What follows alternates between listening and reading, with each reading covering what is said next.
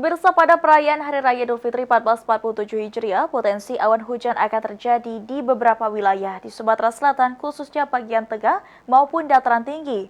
Oleh karenanya, masyarakat dihimbau untuk selalu waspada.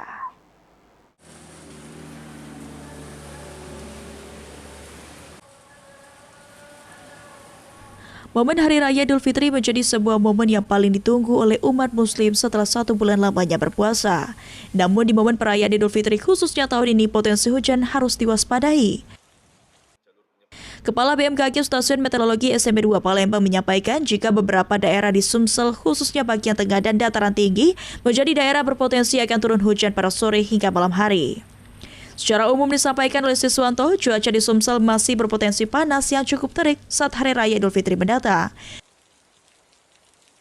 Cuaca yang cukup terik ya untuk siang hari, karena memang kalau kita lihat dari gerak semu matahari, saat ini posisi matahari sedang bergerak dari posisi belahan bumi selatan menuju Khatulistiwa, tepatnya nanti di tanggal 20 dan 21. Tentunya pada siang hari ya, menjelang jam-jam 4, jam 3, jam 4 itu posisi cuacanya masih cukup terik, panas ya, karena kita masih melaksanakan puasa pun juga harus diantisipasi, tetapi perlu diwaspadai mungkin di sore hari hingga menjelang malam hari potensi pertumbuhan awan-awan hujan ini masih sangat peluang terjadi di beberapa tempat, khususnya yang ada di Sumatera Selatan bagian tengah maupun di dataran tinggi, barangkali itu.